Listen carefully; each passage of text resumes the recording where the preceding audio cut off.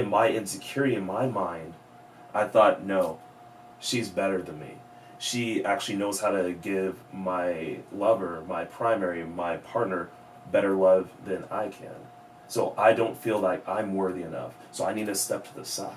And what caused some insecurities for me was it was more like a trust thing, like, wait a minute, that's not what I understand our agreements to me. Can I trust this, right?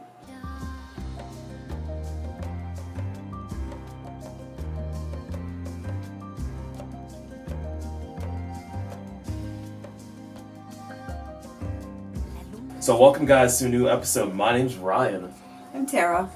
And we just want to talk about just one thing today, and that's just insecurities. What does that look like? What does that feel like for our relationship? And more importantly, what does that mean for people who are probably sharing the same space as us? So, kind of like what we were talking about, 2 days ago, we were really dealing with those themes of insecurities when we were laying in bed, and you were asking me questions that, you wanted to have some surety in. And those sureties were kind of like, well, what does it mean if we do this? How are you feeling? Be honest and be authentic with me, Ryan. And when you were addressing that, I felt insecurities showing up. And I was thinking, what can I actively do to solve that? But really, it's something that I cannot solve. It's something inside you that you have to feel out and bring up for yourself and figure that out. I can support you in that, but it seems that's what you have to do for Tara's sake. And what do you feel about insecurity in our relationship when it surfaces? I think a couple of things. I think you need to take things in context, number one. So what do you mean by that? I mean, the other evening we had a little bump, right? And the context is you came home at about 2 o'clock. I was sleeping. You'd been out with a friend. 2 o'clock in the morning. Yeah, 2 o'clock in the morning. You'd been out with a friend. You'd been kind of being his wingman. I'd had like a mellow evening, taken a bath, gone to bed early, was just kind of like doing a little self-care. You came in, I woke up, we had a little chat for a minute. You made a comment. And the way that the comment landed for me was that maybe you were not in integrity with our agreements. And it wasn't that you'd actually done anything. You hadn't actually done anything. But it was your thought process that made me think that. And so then I started asking you some questions for clarification because I didn't want to jump to conclusions. So I was trying to clarify if I was really understanding correctly. So here we are, 2 o'clock in the morning, you're tired, I just woke up, we're having a discussion. I think it got a little accelerated. Probably would have been a conversation better to have the next morning, right? Because we're both pretty tired by that point. Right. And, there's something to be said about make your decisions in the daytime or the morning. Don't make your decisions at night. Well, anything permanent. At least well rested. Well rested, And there's something to be said for I'm in a self-care moment. I've just been woken up.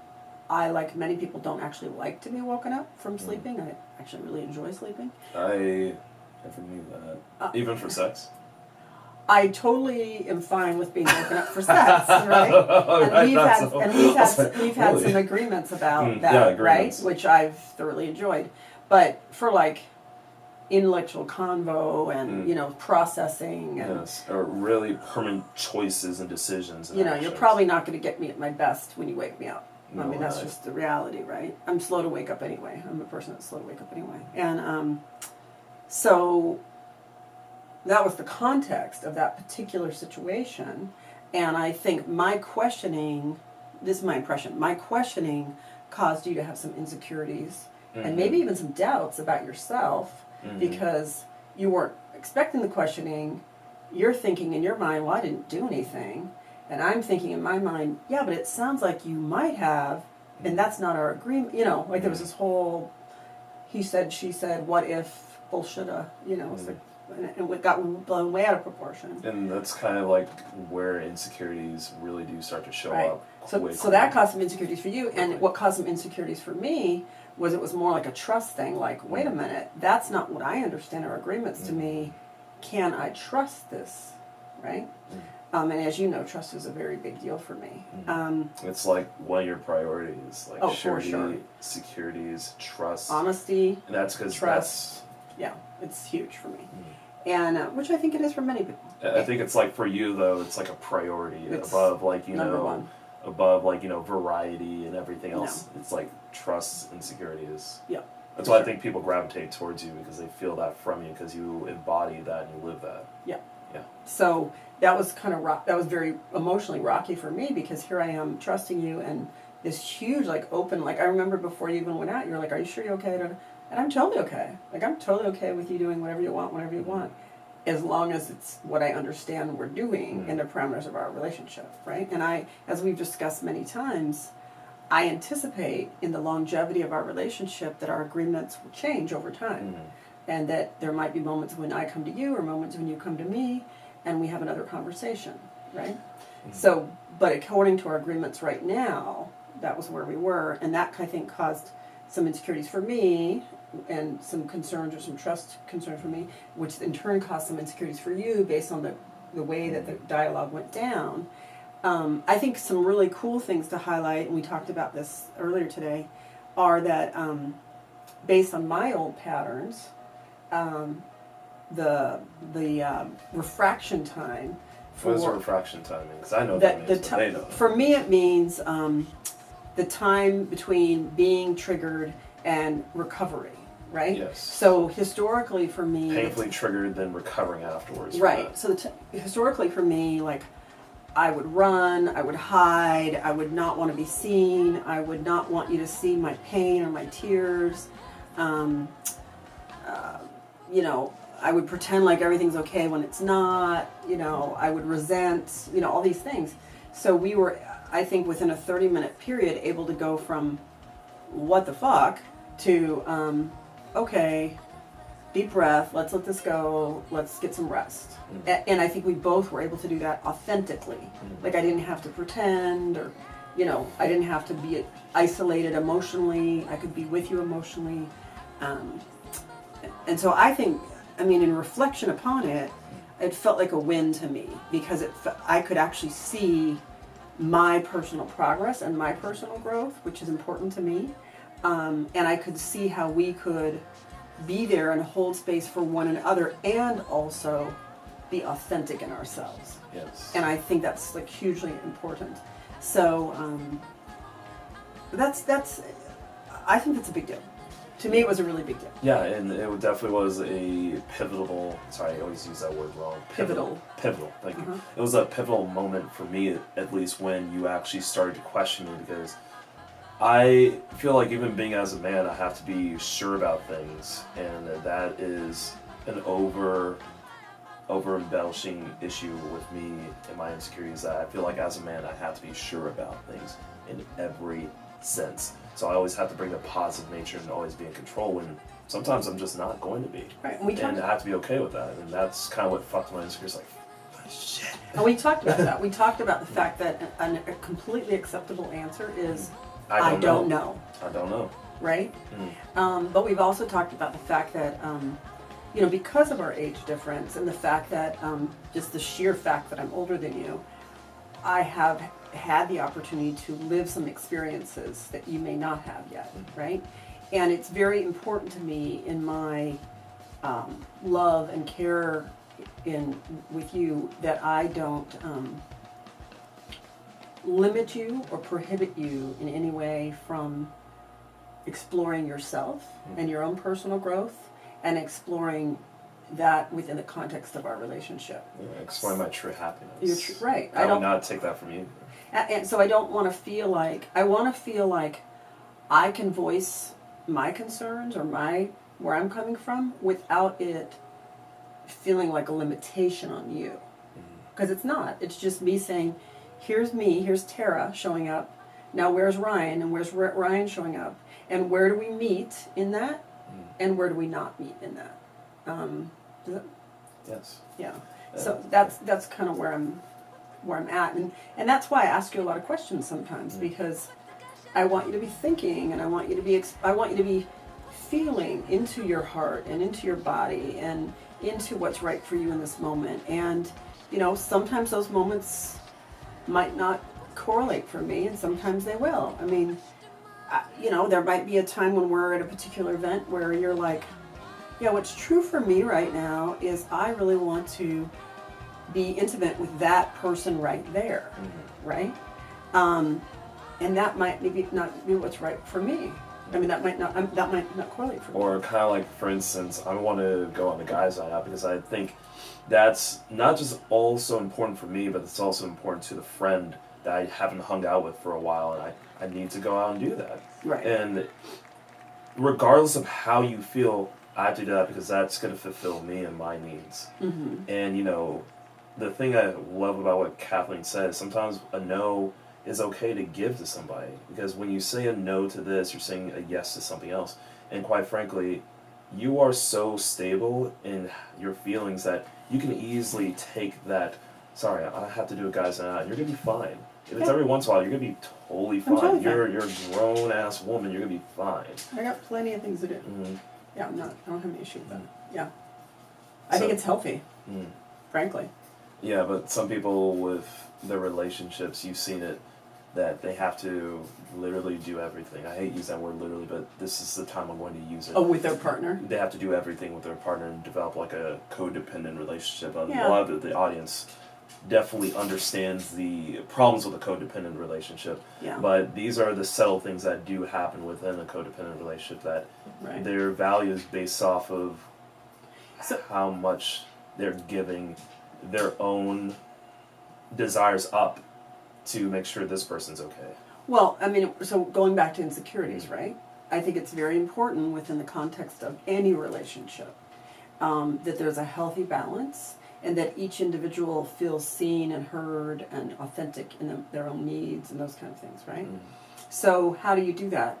Well, you can't do that with one person only. You have to have, you know, your colleagues, and then your friends, and then this is a different group of friends. Like in my case, I have, you know, my expressive arts community, and I have my tantra community, and I have my work community, and I have my family, and, you know, we all have our different groups, right? I have the artist community. Different tribes. Different tribes, and we're, you know, we have our foot in those tribes at different times, right? And sometimes they overlap. We have the poly community, right? Sometimes we have the BDSM community. We have so many communities, right? So sometimes they overlap, sometimes they don't. But by having that healthy relationship and those healthy support systems within those different communities, that gives me resources as an individual. That gives you resources as an individual, so that when we come together as a partnership, we're not solely relying on one another, because that's a lot of weight. Yeah, it is. It's just not healthy. Not At healthy. least I don't find it to be healthy. I can't say healthy. it is healthy, but you or me don't find it healthy. I don't think it's healthy. Yeah. And that also, like, it's not your job to deal with my insecurities 24/7. Do you know what I mean? Nor is it your job to find out what's going on with Ryan. You can support, but it's not your job to solve that for me. I mean, you know, I think what can totally happen. Get that. Well, I think what can happen is you can communicate to your partner things that they can do to support you in addressing those insecurities. So I'll just go ahead and be vulnerable and use myself as some examples. I think for logical reasons, my primary insecurities in entering this relationship were about my age and about my body type. Because you're younger and you're hot. Oh, thank you. Right? I don't think so, but kind of I do. Oh, I accept it. Come on, false modesty. Own it. Okay. Don't be such a false modesty. I'm going to accept it. Yeah, okay. Get real. And so, in the first couple of months we were going out, I was a little timid about that. I had more insecurities about that. Not every time, but the time when you expressed interest in someone in our community, she was younger, she's extremely attractive, she's actually somebody I'm attracted to, which is kind of our goal and our plan, but it kind of rubbed my insecurity, right? And so I had to kind of deal with that. Moving on from that, for the most part, I'm fairly over that. Why am I fairly over that? Because number one, I've expressed it to you. Number 2, you've heard it. Number 3, I think you had a support in that matter where I told you just once, and then I let you deal with it. I told you and gave you surety that says, listen, I don't feel that way about this person as I do with you because of the fact that you have seen me in a light that they have not. And that's what matters most to me, it really does. You know, I said that once, and I left it alone and let you figure it out. Well, the other thing that we've done is that we've gone out a couple times together on our own, and we've shared, well, who do you think is attractive in the room? Whether that's men or women, right? Oh, yeah. Open communication. So we've had open communication about that. When we're out together as a couple, like we're on a date together, you don't like check out every other chick in the room and not pay attention to me. Kind of like a hungry wolf. You know, some guys do that, right? You never do that. Some chicks do that too. Yeah, some people do that probably. You're always present and with me. I never feel like you're trolling, you know, kind of a thing. If you happen to see somebody that you find particularly interesting, it's not always because of, you know, their ass. It might be because of the way that they talk, or, you know, it could be a million reasons. But you'll say, she seems kind of interesting. Or basically kind of like when we were actually at brunch, I was like, look at the woman's like leather jacket. I was really into the jacket. I was not into her. Because I was kind of doing a small critique. I was like, yeah, I like that jacket. What do you think about those pants? Right. They didn't really go but it's more like an observation. It's not like I'm not fulfilled in my time with you. You're not enough. Because that's kind of the message that people get. And so therefore, or I'm bored or whatever, so therefore I'm looking around. So I've kind of been able to let go of any insecurity I might have about my body or my age. Because you're not doing that, you know. And you have to see that through my actions too. That's what I'm saying, that your actions have done that. So that's helped me to kind of just, okay, let go of that. And then vice versa, you know, like you always want to feel included. You don't want to feel excluded. You don't want to feel replaced. You don't want to feel like I'm bored with you. Like these kind of things, right? Well, that's actually a good little tipping point right there. Because I want to talk about one thing that I'm totally insecure about that I think a lot of dudes feel. Especially if they're going to this realm of, you know, polyamory or monogamish, which is to feel left out. That's a huge insecurity I even still deal with now. And you've been good at maneuvering through that with me and supporting me in that. But ultimately, I have to really address that, and I have to bring it up to the surface, and I have to go ahead and be okay with having that and just dancing with that insecurity. So in the sense of when Dee came over the first time and you guys were playing, I thought it was going to be, I had the expectation that I was going to be a part of it and the fun of it. And, you know, you guys were trying to invite me in, but in my insecurity, in my mind, I thought, no, she's better than me. She actually knows how to give my lover, my primary, my partner, better love than I can. So I don't feel like I'm worthy enough. So I need to step to the side. And a lot of dudes feel that when, say, for instance, they do have a female partner, and then all of a sudden another person comes into the play, or maybe it's just even a talking interaction. It doesn't even have to be about play or sex or anything like that. But even in a talking interaction, they feel that they are not worthy to be a part of that interaction.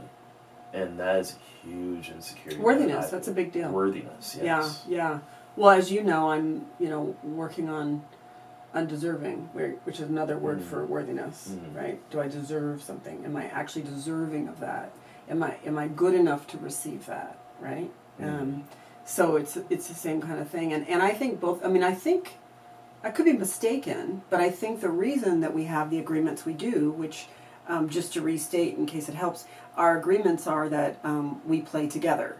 So that's our agreement. That's our agreement, right? So whether that's at a play party or privately with someone else, or we go on a date or we go out, we play together. And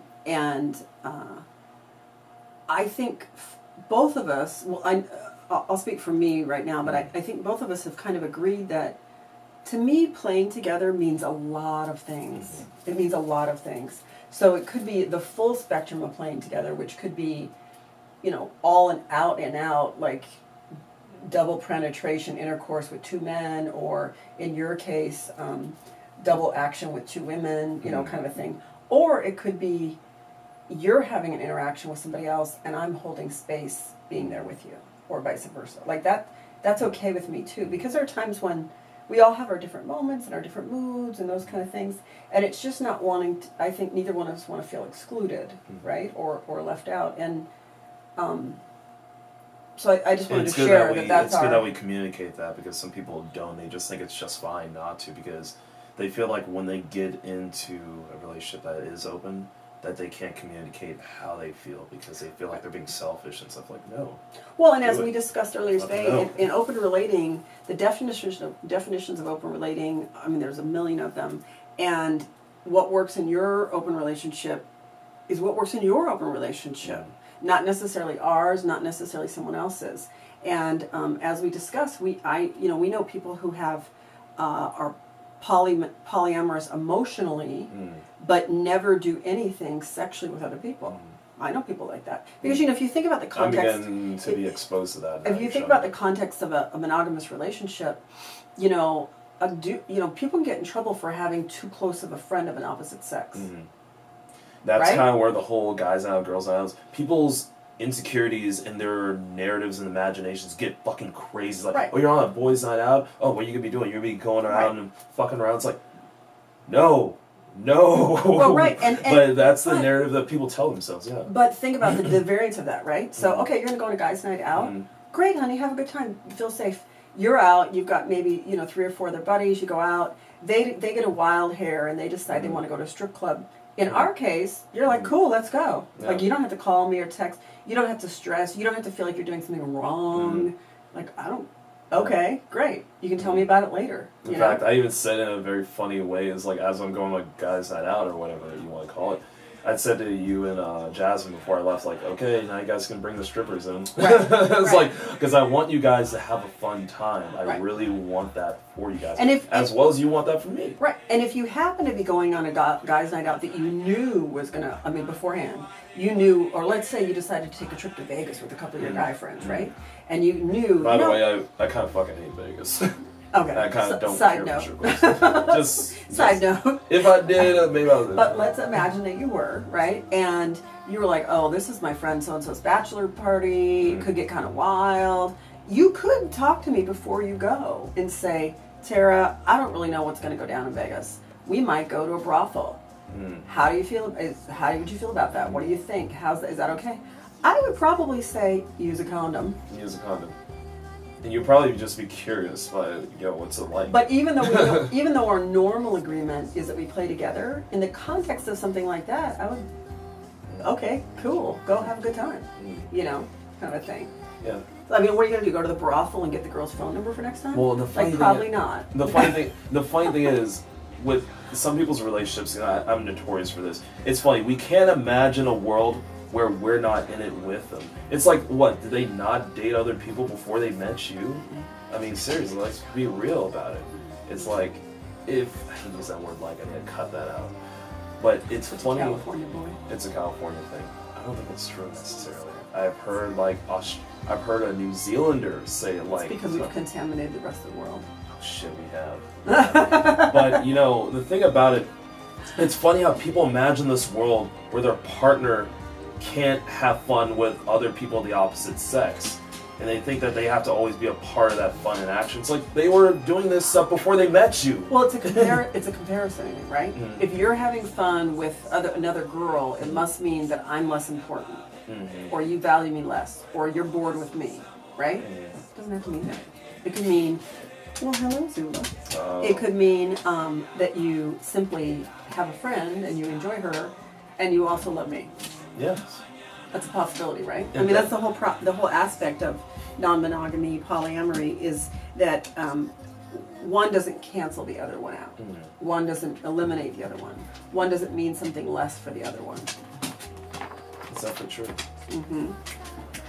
But, for the most part, I think that's more than enough to talk about. I think we need to probably take care of our little lady over here, because she's been very patiently waiting for us to pay attention to her and probably go for a walk. Maybe that's why she's so... Oh shit, I should have said that word. That triggers her. Yeah, don't get her crazy. She'll knock the lamps over. So we need to take her probably on our WALK for now. But in any case, guys, we're going to go ahead and kind of end this video. But more importantly, we need some support here. So if anything else, don't feel afraid. Subscribe and also hit that bell down below. And of course, add us on Facebook. You know, we would love to have more friends and, you know, have some more adventures. And this is Zula, by the way. Zula down below. Zula's going to be a part of our adventures You might as well. see her on occasion when she breaks into the studio. But more importantly, we're just going to go and wrap things up. But my name's Ryan. I'm Tara. And thanks for tuning in. Peace.